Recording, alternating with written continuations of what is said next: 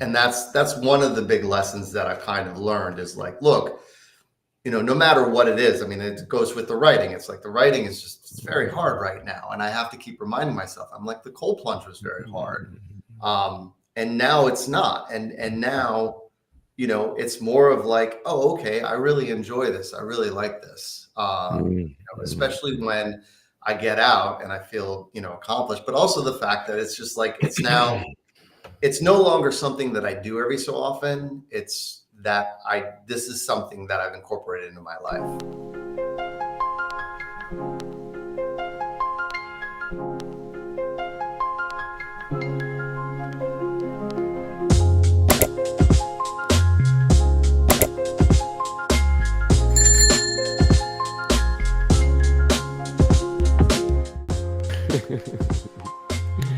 Greetings and welcome to the Art of Rising. We are here exploring transformation, leadership, and the rise of conscious visionaries changing the planet. I am here with a powerful brother that I've read his bio and he's got some fascinating things. But what I can tell you about Jonathan Martel is that he is a cold plunge junkie and a no-nonsense team leader who turns shock, struggle, and discomfort into power. So welcome, Jonathan, to the show. Well, thank you so much. Thank you, Omar. Of course, brother, of course. Why don't you tell us a little bit about yourself? What are you doing with yourself these days? Where do you live? Where you come from? Where you're at? Wow. Currently I reside in Providence, Rhode Island. And I am a contractor for the state of Rhode Island. I do financial analysis, which I've been doing for decades. And I'm starting my next career, which is writing, creative writing, science fiction, fantasy, speculative fiction, working on that right now. And otherwise I do yoga, hot power yoga. I do the plunging, and I've been running on and off all my life, and just big into trying to stay healthy. I was born in New York City. I lived there. I grew up there. I lived there until I was college age, and then I started moving around the country. I've lived in, I think, 5 or 6 states: California, Colorado, Texas, Virginia, upstate New York, now Rhode Island, I am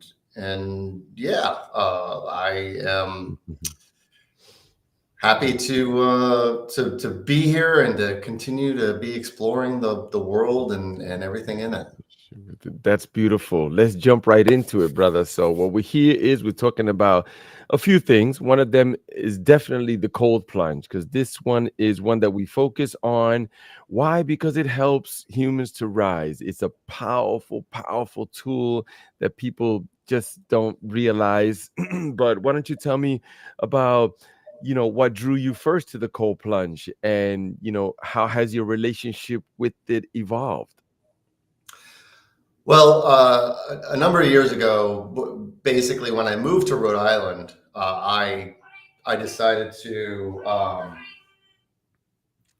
sorry about that. I decided to get healthy. I was on a not so good trend, and I needed to reverse it. And I also really I realized that the age that I was at, I was watching my parents get older. I was watching other people get older, friends whose parents were getting older, and you would see a trend of people who would age more gracefully and people who would age less gracefully. And it was incredibly obvious that nothing that they could do at that time, like if they were in their 70s or 80s, there's little things that they could probably do, but they'd already kind of cemented who they were and, how their bodies and minds were functioning 20 years ago, if not more. And so I said, look, I need to get serious about this. I need to get serious about my health. I need to get serious about my mindset, about, the type of life I'm living.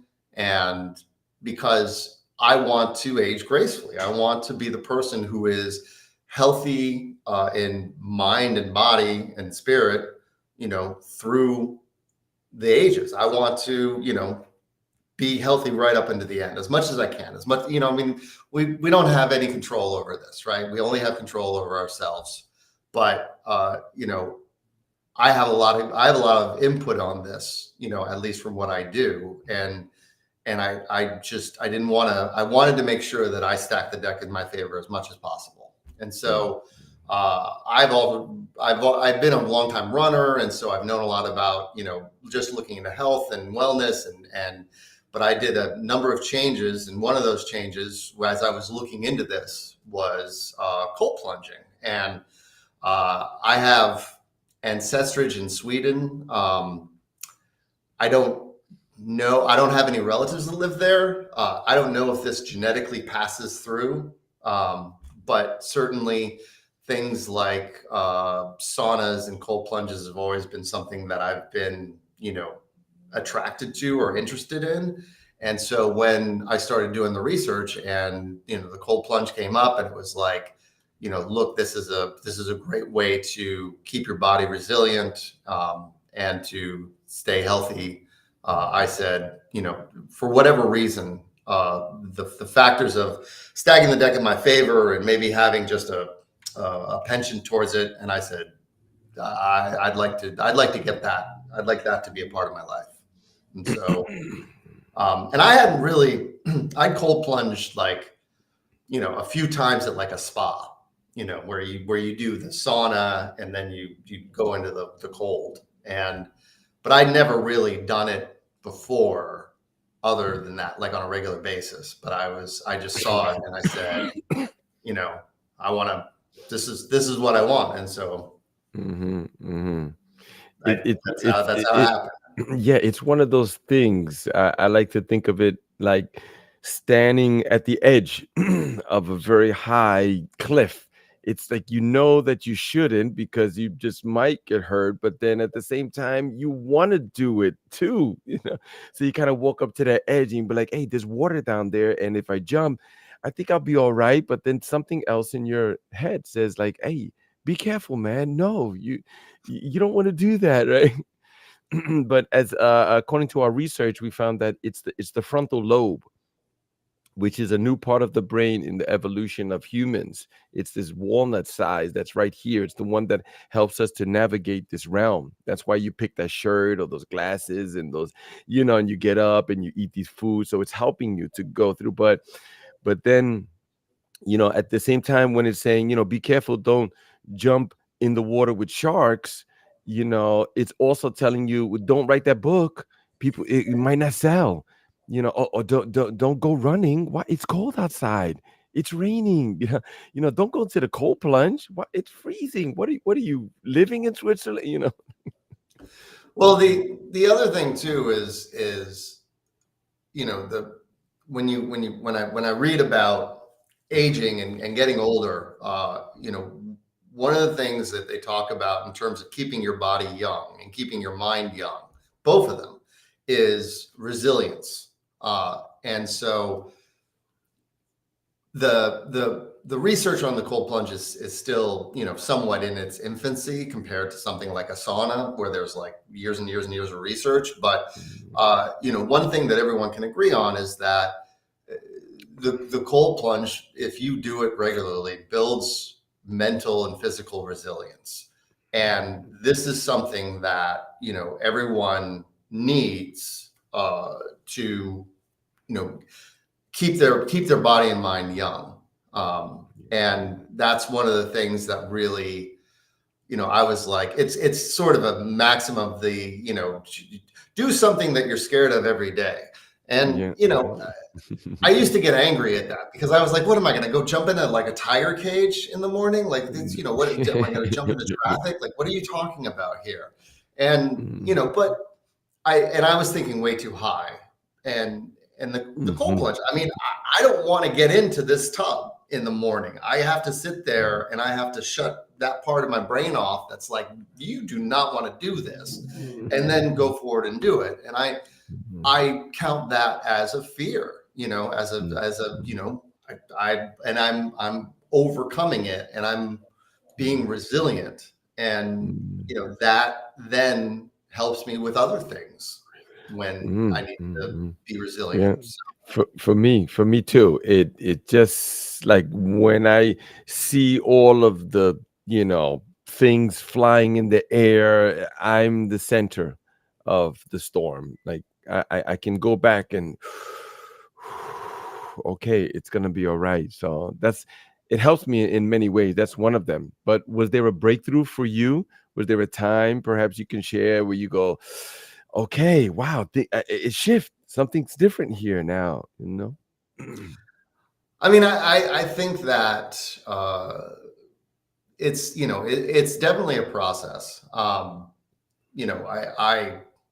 got it, and I moved into a new house, and I got it, and it sat in a crate for 3 months, and then I took it out, and I barely used it, and I was like, look, I can't not buy this thing and not use it, and I'm not going to get rid of it. And so,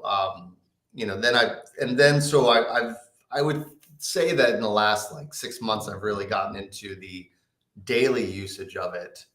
And the first lesson of it. So I'm still somewhat new to this. I think this stuff builds up over a long time of practice.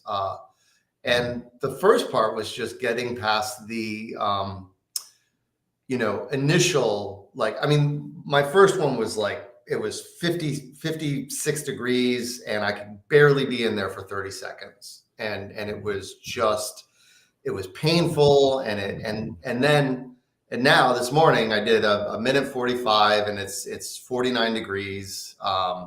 And it's much more, it's not comfortable, but it's doable. And it's seeing that process over time of me adjusting to a very uncomfortable environment and getting more and more used to it and comfortable with it, with something that's very uncomfortable, has been a lesson. And that's one of the big lessons that I've kind of learned is like, look, no matter what it is, it goes with the writing. It's like the writing is it's very hard right now. And I have to keep reminding myself, I'm like, the cold plunge was very hard. And now it's not. And now, it's more of like, oh, okay, I really enjoy this. I really like this. Especially when I get out and I feel, accomplished, but also the fact that it's just like, it's no longer something that I do every so often. It's that this is something that I've incorporated into my life. Right. That's the beauty of it. That now it's just a lifestyle. Like, because we have so many things in common, me and you, the New York thing and the yoga and the running also, right? So what I like to explain to people about when I do go running, it's a mental thing. It's mental, and so is the cold. People think, oh, it's the body. Like I can't do it. Like physically, no, you can do it physically. It's your mind, the one that's trying to prevent you from that. And some days I get up and I'm pushing past that little voice, like, oh, I just blow by him. But then every now and then, Jonathan, I'm out there, it's cold, it's raining, it's 4 o'clock in the morning, nobody's out here, like, and then it starts effing with me. And then I'm there, I'm in it, like I'm not even halfway, and it's like, look, there's the shortcut, right? You could just go that way, and it's like, oh, just. And then I get this other crazy thing too. It starts to bring up all of the things that I've done in the past, things that were not very nice. And then it starts making me feel like I'm unworthy of some of these things. Why am I doing this? You're going to try to get better? Like, there's no better. Like, you've done all these things. But then I see it, and I go, oh, I see you. I see you. I see you.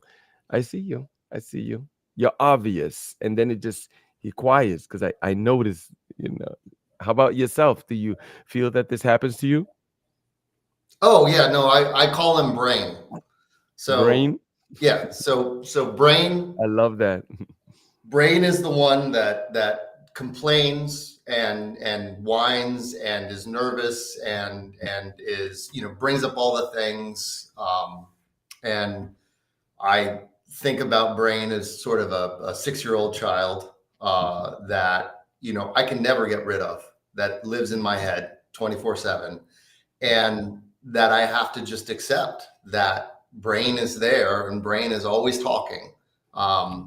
Some days Brain is quieter than others, but Brain's always, doing the things that you were just saying, talking about, the fears. And there's not anything positive about it. It's all about, the only positive thing is like, let's be comfortable. Let's sit on the couch and eat ice cream and watch TV and, and not do anything difficult. And it's really helped to move that aspect of my mind into a different persona, because before it was like it was me against myself, and now I have a brain in my head that makes all this noise, but this isn't what I want, this isn't what I need, this is separate from me, and that's really it's been huge for me, because I don't, it's one thing when you're trying to do something and you're constantly going after yourself, and it's like, well, why do I hate myself so much? Why do I don't want to be successful? Because I know I want to be successful. And when I developed this over, I've done therapy, but I've also read a lot about the mind and about, where this stuff is coming from. And it's not us. It's not, it is us, but it's not us. It's not like the things that we're, consciously thinking about. This is all, really ingrained. They call them modules of, but it's feelings, and it's a lot of stuff that when we were on the savannah, thousands and thousands of years ago, all of this stuff helped us just to survive, But now in modern day society, we don't have tigers around every corner. We don't have to be at this level of panic in our lives, and at this level of like, oh, well, we have to make sure, our environment is safe, 100% of the time. And so, but then how do we manage this? How do we deal with this? And it's been huge, because it's been able to say, hey, this is me over here, and this is Brain over here, and I can, it's, these thoughts aren't things that I'm trying to think about. It's this is where I am, and this is the thing that I just have to deal with, that's constantly making noise that I have no control over. Right. The cold doesn't lie. That's one thing, right? It doesn't lie. It pushes you. I like to tell people that it pushes you into the present moment. We often are thinking about, oh, what happened to us, and these other, and then we also thinking about, oh, when I see that guy or when I see her, I'm gonna tell her, and which it never turns out to be like that, right? But the cold pushes you into the present moment. It forces you into that. Once you're in the cold, you can't think about, oh, did I feed the cat before I got in here? Or did I turn off the stove? Or none of that comes, none of that. It's just about right here, right now, your breath. And then the breath. That's another thing I wanted to talk to you about, Jonathan. Do you do some sort of breath work before you get into the water? I don't do any breath work before. It's something that I've definitely heard about. I do, the yoga breathing is in through the nose, out through the mouth, and so when I get into the plunge, I try very hard to, do that breathing.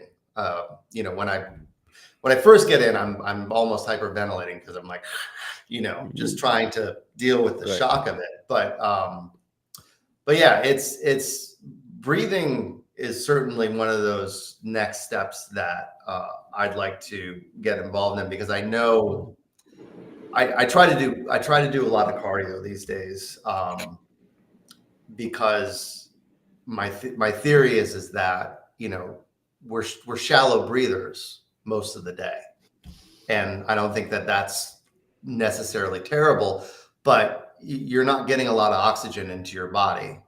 And with the deep breathing, with the box breathing, with the different styles of breath work that are out there, I think it really makes a change. And the cardio forces me to breathe deeply.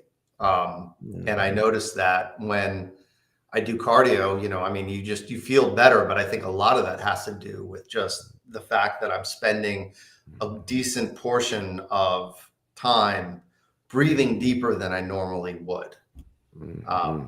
And I do know that, I mean, I've read, there was a book I have around here somewhere called Breathe that talks about that, and the different ways that you can go down that road. But certainly I do know that there's a strength in breathing, Yeah. in focused deep breathing. Right. Definitely. Definitely. I'll send you a link of one in particular that I love to do. There's so many out there. You can find like YouTube and I mean, this is nothing new, right? I mean, they've made it popular lately, especially with the cold plunging, right? There's some people who have made these things super popular, but they're ancient, they're old as dust. There is something called the Edward Smith Papyrus, which was found in modern day Egypt, is ancient Kemet, and it speaks about how ancient Egyptians used cold as a healing technique for the body, for the mind. So it's as old as dust, brother. So, anybody who's made it popular has not invented this by far. They just put their own little twist to it, and some bring the science to it, and it's just great, but it's old. Well, and if you look at the health and wellness factors around the world, you do find that the Scandinavian countries have score, the highest, or among the highest. And these people practice. They don't even blink an eye about going into a sauna and then jumping into an icy pool. And it's not like they sit there and make a big deal about it. They're not like, oh, it's just like, oh no, this is what we do. And this is what they've always done. This goes back, throughout their history. And they're just like, well, this is what, this is how we live, and this is what makes us thrive. And I think now we're getting to a point where you can take this kind of concept, and no matter where you are, we can now have a tub that is, can get cold, and that I can put in my garage, and I can jump into it, and it's getting more and more available to other people. And of course, you've got your center, and there are places like that opening up in different places, but it's becoming much more accessible to, those of us who don't live near an icy cold lake that we can just jump into in the morning. But that's how people used to bathe. Like, there was never, hot. Yeah, there was no hot water. Yeah. To get hot water was like, what? You have to chop down a few trees. You have to have a huge cauldron or a few of them. It's probably something that was meant for the royalty. When you look at ancient Rome or something like that, like hot baths, that was at first it wasn't for the common guy. No, he wasn't getting hot water. No, it was just cold. And they didn't sit around and think, oh, I wish I had a hot shower, because they didn't know what that was. They were just like, oh, this is how it was probably their coffee in the morning. I mean, Yeah, for sure. For sure. Yeah, definitely. Unless they were near a hot spring, but that was just far and few in between. But mostly water was it's cold. I mean, we live too comfortable. That's for sure. We're hot, put on the AC, we're cold, turn on the heat. Like, discomfort thing. The other day, Jonathan, I bought a lamp. It came with the remote control. I was like, you can't get up and turn on the light. It's Well, and crazy, man. the problem with living in comfort all the time is that when discomfort comes along, it's so hard to deal with, and because, and it's something that I think in our modern day society that we have to work hard to escape. And I think this is one of the reasons why I really learned to love the plunge is that, um, it teaches me discomfort. And, because if I'm living in comfort all the time and then something slightly uncomfortable comes along, it's like, oh no, that's uncomfortable. And if something extremely uncomfortable comes along, it almost shuts me down. But the more that I, push myself and the more that I accept discomfort in my life and I don't suffer from it, and the suffering, because suffering is a choice a lot of times, most of the time. To the guy behind me, suffering is obviously all a choice. But it's so interesting that, like this morning when I plunged, I'd put my arms in to clean out the filters and before I got in. And then I got in and my arms were really cold. Like they were for whatever reason, like the temperature contrast for the arms that I put in initially, and it was painful. It was like, it wasn't really painful, but it was like, oh no, we should stop this. And I had to sit there with my mind and say, this is the same thing that we did yesterday. That was fine. I'm not in any danger. I'm not going to die. My arms aren't going to fall off. We can sit here and deal with this. And then not only that, like the extra sensation I'm feeling is not, it's just a sensation. It's a stronger sensation than I had yesterday, but it's not something that I should feel upset about, but I had to talk myself through that. And it's been really fascinating to and I've been working on that, but it's also fascinating to sit there and say the things that I used to think were things that I suffered about, that I was like, oh, this is terrible and was agony over, are things that I no longer suffer about. It's not everything, certainly, but it teaches me that suffering is a choice. And I'm no ways perfect with that, but it's really fascinating to think, do I want to live my life going through with suffering, or do I want to try to escape it?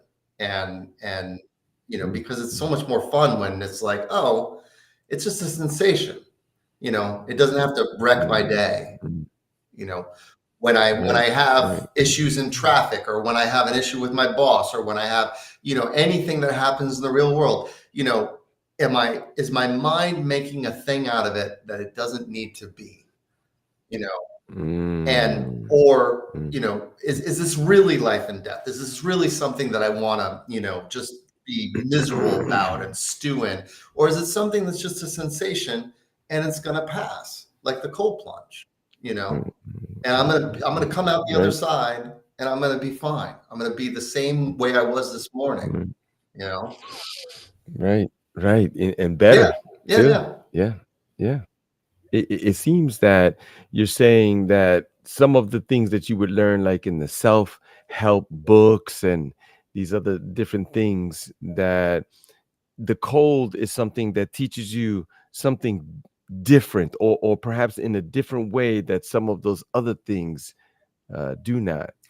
Yeah, no, I mean, because the problem with I mean, I've read many self-help books throughout the decades. And some are better than others, but at the end of the day, reading only gets you so far. And, you have to practice. You have to practice whatever they're talking about. And it's very easy. It's almost satisfying in a way to read a solution to a problem that you have and never act on it, but know that that solution exists. And it's sort of it's an illusion of satisfaction of, hey, well, I could solve this problem now anytime that I wanted because I know what the answer is, but the problem still exists, and you have to practice in order to make it real in your mind and in your body. And what's great is that a lot of these things are like, well, you have to interactions with people and certain things that maybe doesn't happen every single day. Like, where they're like, okay, well, when you're in an argument with someone, and it's like, it's kind of hard to practice that. And the plunge is great because it's something you can practice all the time. It's there when you need it, you go to it. And it's, and then over time, because you can't learn these lessons in one shot. You can't get an answer and then be like, okay, I now have the answer. And then you go out and your life has changed. It's never works that way. You have to practice it. You have to practice it and you have to get better at it. And like, when I first got into the cold plunge and it was freezing and it was 56 degrees. If I got into 56 now, I'd be like, what is this? This is, Yeah. Hot bath. Yeah. And I mean, and I know at your center, you do, the ice and that's much colder than what I have. And I sit there and I think, Omar's people, they're crazy. But I also know that if I can move from 56 to 50 and at the yoga studio they have a plunge as well. And the kids get in and it's like, 40, it's the low 40s. And they get in, and this is also another fascinating thing, is that they get in and they don't know any other temperature than what that cold plunge is. And so they don't know that this is much colder than something else. They just know that it's really, really cold. And so but they're adjusting to that. And it's old people, young people, whatever. And, it's all about, getting into a situation and then adapting to it. And, but you can't, you got to do that with practice. And the great thing about, plunging is that you can practice it. And it's in a controlled environment, which is really nice. Yeah. It's sort of like reading about running.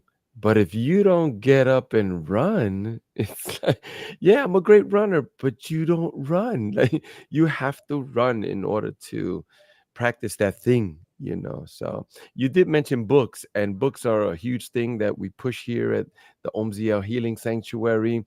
I have a folder that I share with people that contain audiobooks and also PDF files of books too, because sometimes they're just not accessible at an affordable price, because I was doing some of those audio things, with the 1 credit, and then I went through the book like within 2 hours. Now I gotta wait another month, or I can up the subscription. I'm like, nah, listen. I started looking for them, and a lot of them exist out there. So why don't you tell me about some of the books that have helped you to push past some of these roadblocks? Well, I have a bookshelf here, but there's a book called The Power of Habit. I'm sure you're aware of it, and that is just a huge book. Well, there's Atomic Habits. Atomic Habits is a really big one, because I think, like we were mentioning earlier, we think that we're these creative, unique individuals, and yet we're like 80 to 90% habitual. Like, everything that we do is habit, and which is something that is hard to comprehend. It's one of those statistics you hear and you're like, but that's crazy. And then when I started realizing, looking at my life and how much of the stuff that I do that I thought was, well, I really want to do this. And it's like, no, I'm doing this just because I've been doing it for so long that it's difficult for me not to do something else. Right. And that's when I started realizing, and then with Atomic Habits, when it came out, it talks about how to develop new habits and how to stack habits on other habits. And, this is really great because there's a lot of mental effort that I expend on doing something new. If I want to do like doing the plunge, figuring out, okay, how do I get into it? How do I get out of it? How long do I be in there? When I come out and I'm soaking wet, what do I do? Just the whole idea around what I'm doing and how I'm doing it. There's a lot of thinking about that. There's a lot of figuring out what's going on, and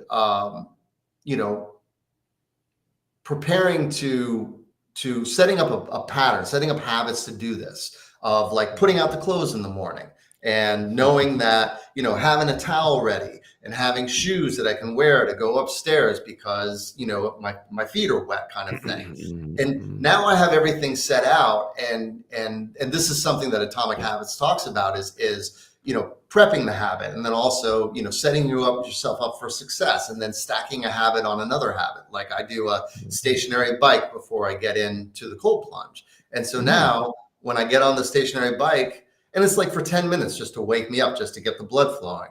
And so whenever I get up, sometimes I'll do the bike, other times, and I'll almost have to stop myself from jumping into the cold plunge again. I'm like, well, I did that already today. And not that it would be terrible to do it, but I'm like, but the habit has now been ingrained that, the bike happens and then the plunge happens. And it makes it so much easier to do things. Like if I was trying to constantly reinvent myself every day, I would be exhausted. And so understanding it doesn't get very scientific, that book, but there are a lot of books out there that talk about like the new science around neuroplasticity, which is the fact that we can change our brains. And it's not like the thinking was that, you get to like 25 or 30 and your mind was set. And that was it. And that's who you were for the rest of your life. And, now you realize that, through a lot of this study and information and the stuff that comes through these books that they talk about, you can change. You can absolutely change your mindset, the way of thinking, and go in different directions. And you can create new habits. You can get rid of old habits and create new habits, whatever you want. And it's so freeing because it basically says there is no limit on, the only limit that you have on what you want to do is your mind.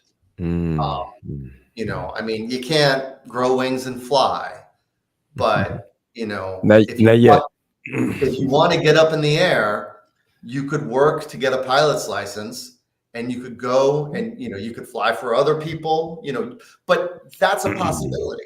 And it's like, oh, well, I don't know how to do that. But no, you can change your mind. It's like, oh, well, I'm not disciplined enough. You can develop the discipline. You can do these things. You can change from, into anything that you want to be. And what's great is that it gives you control. It gives you the ability to have some sense of control over at least how I live my life from where I am. I can't control the rest of the world. And, in this day and age, it's very scary because a lot of the stuff is very obvious that it's not in our control. And we're just watching it. And we're spectators, whether we like it or not. Well, what can I do? Well, I can change myself. I can affect myself in my own ways. And getting back to the books, the Power of Habit, the Atomic Habits, the Breathe book was really interesting for the breathing. There you go. Breath. It's backwards, but but that was a fascinating book because they talked about breathing through your nose versus breathing through your mouth and how it changed things, and but I think the books are so amazing because they've always suggested to me, here are normal people living normal lives who have greatly changed who they were and their outcomes in the world through techniques, through practice, through discipline. And then if you're like, well, I'm not disciplined, there's another book out there that says, here's how you develop discipline, you Right. know? Yeah. And And, you know, mhm. go ahead, go ahead. I was going to say that for us, or for myself, what I do enjoy explaining to people that for me, books are like a window. You get to open the window and look outside and look beyond and see, like, hey, look what's going on out there.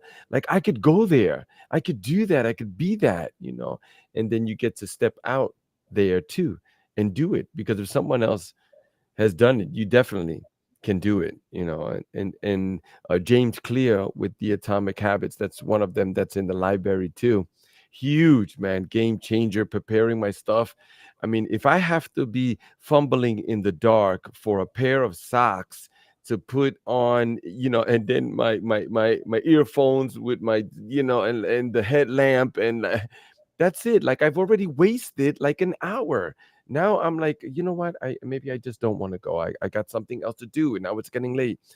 But when I prepare those things beforehand, incredible. Another one for me is As a Man Thinketh, right? As a Man Thinketh. I've heard of Do that you one. Yeah, that's by I forgot his name, James something. But As a Man Thinketh, like, I'll send it to you. Powerful. And once you read those things, you get to see that those thoughts that you're thinking, they're not even your thought, they're just thoughts. And they're creating all of this scenario around you, where on the other hand, you could change those thoughts. You can steer them in different ways. You can, and you can just observe them, just like the guy behind you that was telling you. Just look at that, look at it, observe it. That we're too close to the action. We think it's us, like, oh, this is me, but it's not.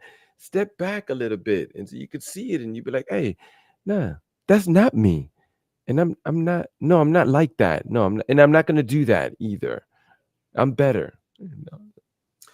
Yeah. I mean, the challenge for me has been, and I've kind of put a rule. Well, I haven't put a rule, but it's a guideline these days of that I'm not. I've read so many self-help books that I've put a hiatus on them right now because the challenge for me has been, that ease of reading and then feeling like I've accomplished something when I really haven't. I've just gained information.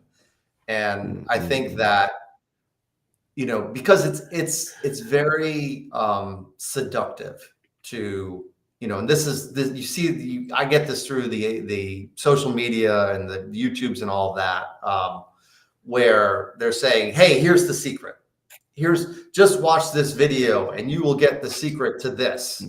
And it's not like that they're not imparting good information. But there's only so much information you can get. And then it's getting more information is not going to help you. A lot of the time, the only thing that's going to help me is practicing, is getting out there in the world and doing it. And the challenge is that it's never easy. It's never perfect. It's never comes out the way that I want to in the beginning.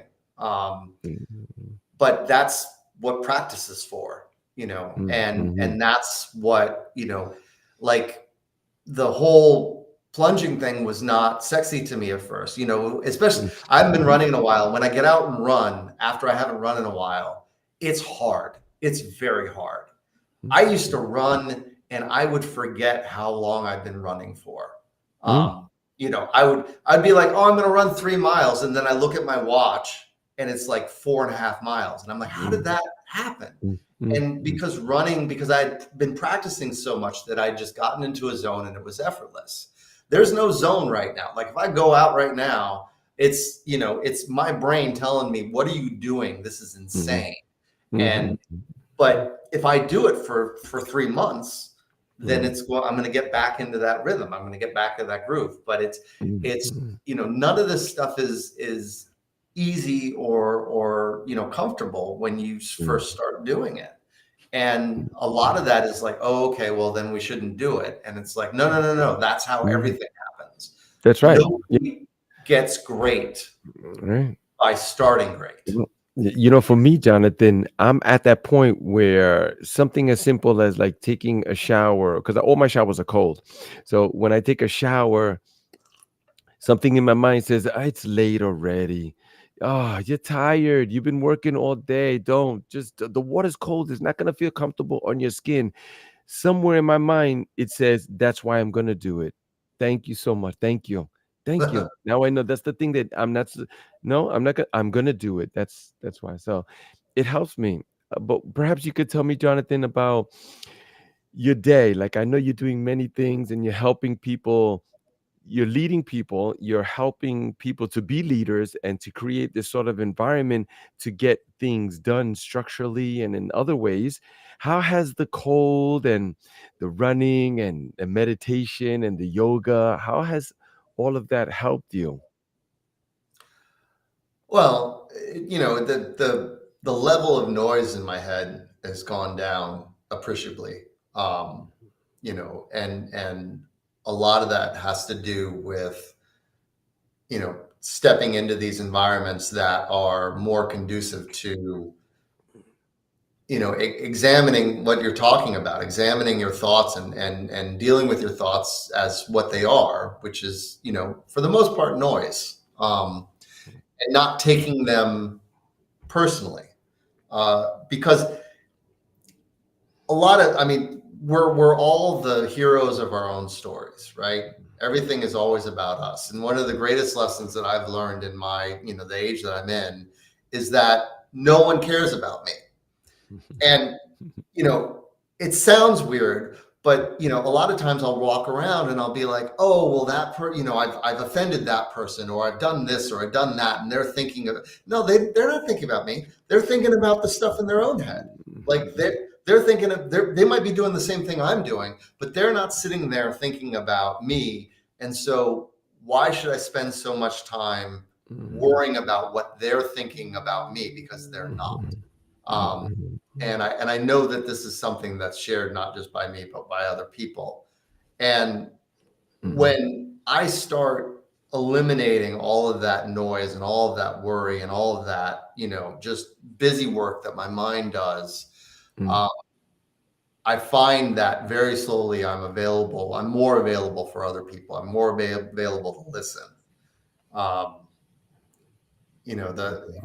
still have a challenge of being a little too verbose at times.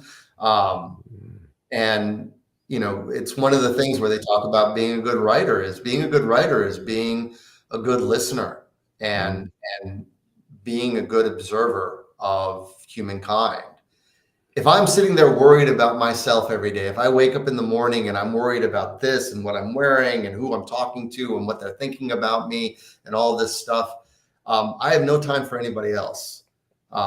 And if, and it's hard to make a connection. It's like when I get into conversations with people and I'm not listening to you, I'm waiting for you to stop talking so I can say what I want to say.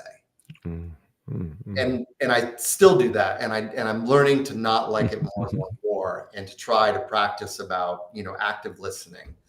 And it's hard, and I think the modern day culture definitely makes it harder.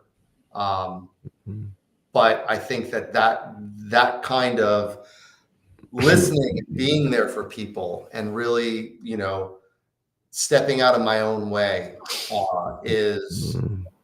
makes me better at whatever I'm doing. But also, just makes life more enjoyable because, I honestly get sick of myself, all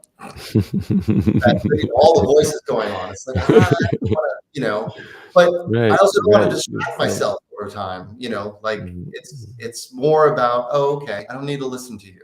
Let me connect with this person. Let me see what they're doing. Let me try to help somebody. Right. The Untethered Soul. That's another great book too. I don't know if you've taken that one in too. He talks about being or sitting in the seat of consciousness, right? You need to sit in that one and just be the observer of things. And he talks about if you were living with a roommate and if he never shut up, I mean, if he talked constantly, he was behind on his rent and he was just filthy dirty, you would do everything to get rid of him. But yet we don't do anything about that roommate that's in our head, where we should. There's tools out there. Meditation, it's a powerful one for me. I try to do it every day, at least something, 5-10 minutes. If it changes my day totally, it quiets the monkey mind, the roommate that's in there. Oh yeah, no, the monkey mind, and the one of the things that in my mind, and I've gotten feedback from other people that talk about this as well, is that let's say you want to change your life. You think that I think that, oh, I need something monumental to happen. I have to move to a new city, or I have to throw away all my old clothes and wear new clothes, and I have to change my job or change my relationships or whatever. And that's not how it happens. It happens with a few minutes a day. And it's so amazing to think that, my brain fights, meditation, or plunging or whatever. Plunging is a minute and 45 seconds, a minute and 45 seconds. Like right. it's nothing at all. Nothing. Meditation is, they talk about like 13 minutes is a nice window of meditation, like sitting down 13 minutes. I mean, 13 minutes is challenging, to sit there. But who doesn't have 13 minutes in their life? Yeah. Right? I mean, we blow away hours and hours doing absolutely mindless garbage. I don't even watch movies. I don't watch TV, Jonathan, or nothing. Why? Because it's the same thing. It's nothing new. No, and it's a waste. It's wasting. I could do so many great things with this energy, with this life. Yeah. No, I mean, and I think that that's part of the taking time to slowing down and being present in the moment, which the plunge teaches, as you were talking about, and then makes us. It's made me realize that I spend so much of my time trying to distract myself from being in the moment, being present. And even though that's kind of what I want. I want to enjoy life. I don't want to go back. I don't want to be 10 years in the future and be like, my life is Netflix. Like, or my life is X, Y, or Z. And the more that I do the things that are mostly that are satisfying long term to me, don't have anything to do with social media or mindless consumption. And there's so much mindless consumption. I mean, it's ridiculous. Well, it's just you can't get away. Yeah, and I will, like food, for example, which I'm definitely working on and learning how to eat more mindfully, but also realize that like this, if I'm sitting and I'm watching a show, which is a standard American thing to do, you sit down on the couch and you eat dinner and you watch TV, whatever you're watching. Watch the program. Yeah, and I will eat and I will have no recollection of what I've eaten. I will, and it's not like you have to, enjoy every single morsel of food, but I sit there and I think to myself, oh, I'm going to have a nice dinner. I'm going to do this. And it's like, I'm not even paying attention to it. I'm not even, giving it any. So if I'm thinking, and it starts making me realize how insane these habits and these mindsets that I have are, and how I need to break out of them. Because if I'm sitting there thinking, oh, I'm going to have a delicious dinner and I'm going to pay for it, I'm not going to make it myself. I'm going to pay somebody else to make it. I'm going to sit down and then I'm going to completely ignore it while doing something else. Like, what am I doing? you know. Yeah. Yeah. Yeah. I'm telling myself that I'm doing something because of reasons, and then I'm completely ignoring the reasons, and then I'm thinking, Mm, oh, I'll do that again. That's insanity, mm. you Yeah. know. Yeah. That is a pure definition of it. It's just it's way out now. I mean, then there's TVs everywhere. Like you go to all these restaurants, like there's television. I'm eating food. I don't want to hear about the arson and the rape and the car crash. Like, it's just crazy. I mean, I haven't seen TVs in the bathroom yet, but they're working on it. I'm sure, bro. I'm sure. Yeah, no, when I go to doctor's appointments and they Oh. they have a TV, and or I'll go over to other people's houses, and there's a TV in the bedroom, Yeah, and yeah. I'm like, look, and I made a point, and I have a very specific room for the TV, and I've been going in there less and less and less, because it's it's a distraction. And so I'm trying to make it so that, okay, I need to have a purpose to what I'm doing. Like I need to have a specific movie or a show that I want to watch, and I want to have it for a very set period of time, because the thing that I'm catching up to is that I mean, all of our time is limited, and what do we want to do? Where do we want to be if we get to that rocking chair when we're 80 on that porch, wherever it is, when we look back, do we want to look back and think, oh, I'm so glad I watched all those Netflix shows? Like is that Exactly. what we want to recollect on? Is that what our memories want to be? Or Right. do we want it to be something else? Like, did we travel somewhere? Did we read great books? Did we talk to people? Did we live life? Because watching TV isn't living life. Right. Right. It's Create watching other things. people, live life, or Yeah. watching made up Oh characters my live life. goodness. I did hear this one guy say people who watch movies and TV, they like to see other people doing things. They don't like doing things. you know it's like let's get up and do things. There's so many things to do. Sometimes I look around, I see some of these young guys like, what are you doing? Like, there's so much to do around here, man.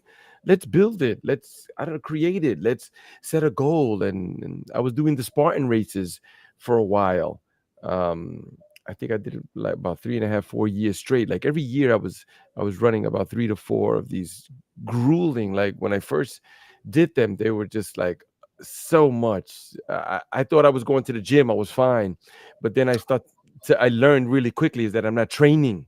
You have to train your body. Mhm. So they're great. They're great. Something to look forward to. That's why I tell people purchase one of those or some other franchise. Something to look forward. Like you paid for it. It's like the cold tub that you have. You pay for it. You're gonna just let it sit there? No, come on. That doesn't make any sense. Let's go. Get up. Let's do it. You know? Well, and like over there is Mhm. there's 2 marathon medals there, that I didn't do Mm. them quickly, I didn't win. Right, right. Yeah, But yeah. but I accomplished them, and there's a bunch of half marathon medals there, and every Mm. time I look at it, I don't look at it, every day. It just sort of goes past my vision, but every so often I'll look at it Mm. and I'll be like, Mm. Mm. that's who I am. I Mhm. accomplished this Mhm. thing, Oh my and God. it lives on with me. It's not like the medals mean, they when I look at them, it's like I put in effort, I set a goal, and I reached that goal. um Mhm. and Mhm. but you Mhm. don't do that by, you do that by getting up and running in the morning, like you said, Yeah. getting up and running at Yeah. 4 o'clock in the morning, and when it's raining Mhm. outside. Yep. And Mhm. but those will live with me for the rest of my life. um Mm. Mm. Mm. the Mm. I ran the New York Marathon. That's going to be something that I can own, and no one can Right. ever take that away from me for the rest of my Mm. life. Yeah. Yeah. But the people don't they don't we don't ever talk about, I mean, we're starting to more and more, and you can get into it, but it's not very advertised about the people who we look at and we say, oh, these are amazing people, or they've done amazing things, or they've been very, very successful. And we don't look at the Mm. fact that their success is built off of a very boring, Mhm. regimented system of Mhm, mhm, practice of what they mhm, want to do over and mhm, over again. Because it's not sexy. mhm, It doesn't fit into a highlight reel, you know. The mhm, like tennis, these amazing tennis players, mhm. they don't live crazy. I mean, they live crazy lives now because they made all this money, but they woke up every morning and they practiced tennis for 3 hours, and then they took a break and then they practiced more, you know. Right, right, The right. You didn't just get up one morning and say, "I'm gonna go run a marathon. I'm not doing anything. Let me just go." Like, yeah, it's just no. Yeah, they don't have a habit of watching 3 hours of TV because they can't. Like, You can't, right, and at right. some point you have to choose. You have to sit there and say, and I've realized this is like we can't have everything, but we do get to choose. And so, Mm, if I can choose, if I'm given the choice between TV or, being a successful author, which one do I want?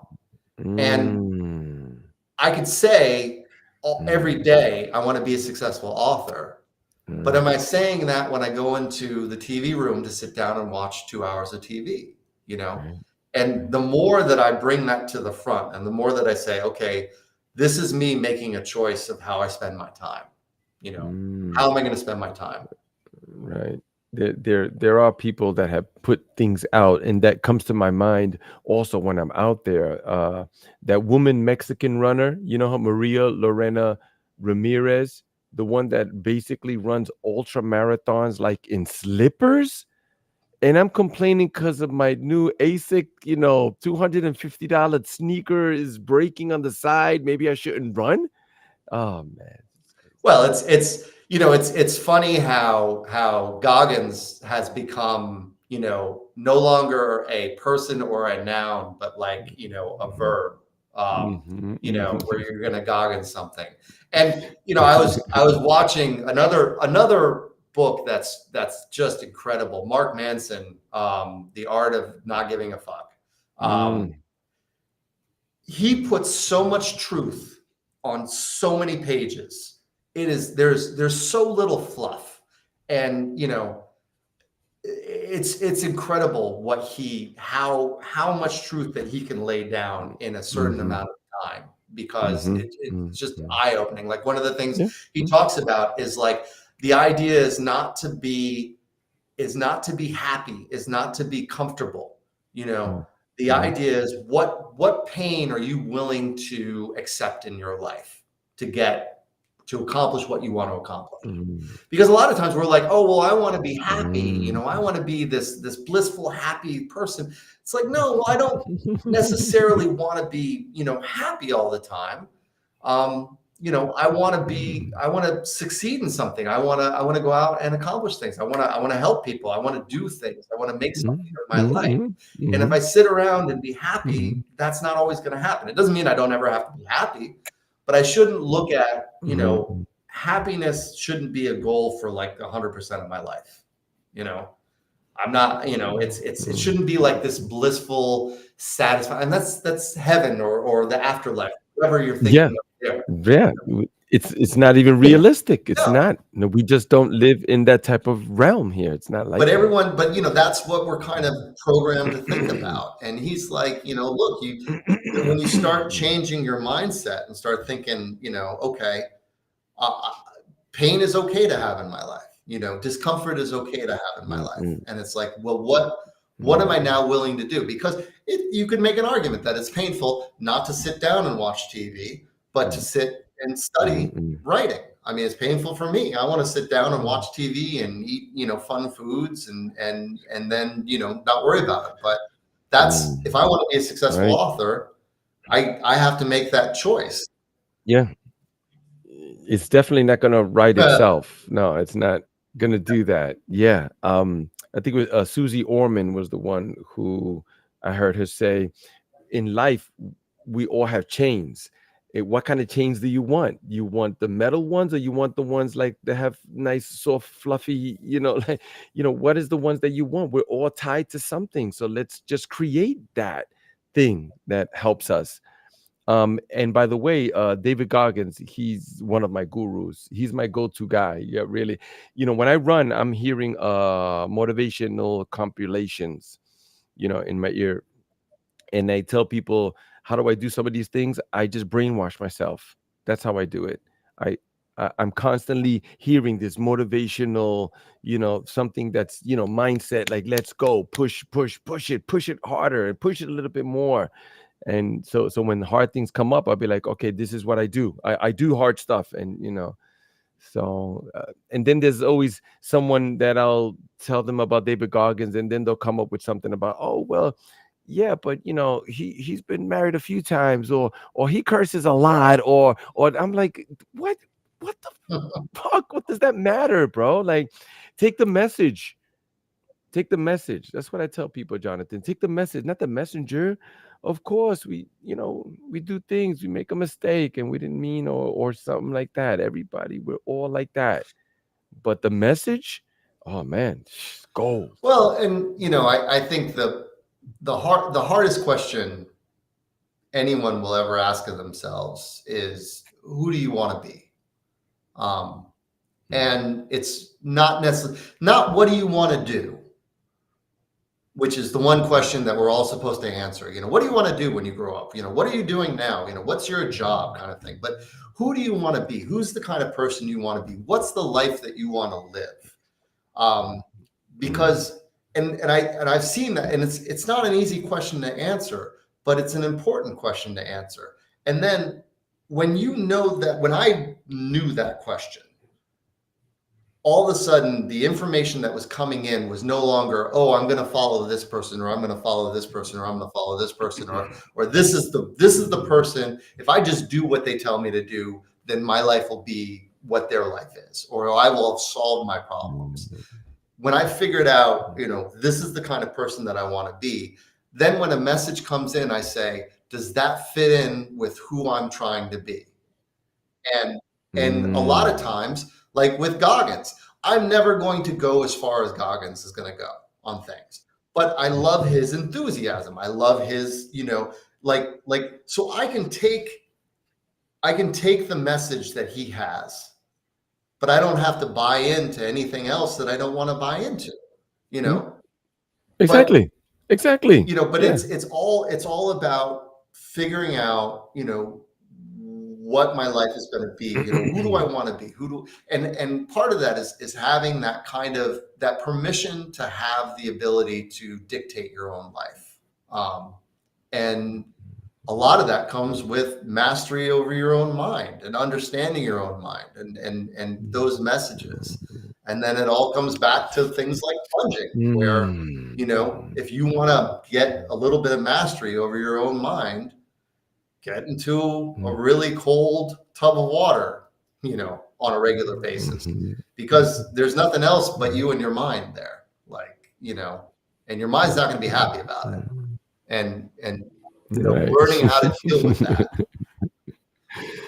Yeah. Thank you so much, Jonathan, for your time. Thank you for all the conversations and the knowledge. I appreciate you so much. Yeah, let's do it again soon. What do you say? No, I'm always happy. You can tell I love to talk. So,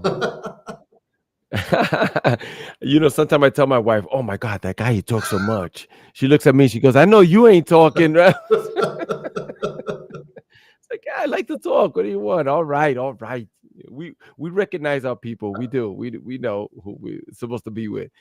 Thank you so much, Jonathan. I appreciate you. And thank you guys for listening in. Stay right there, Jonathan. Don't move.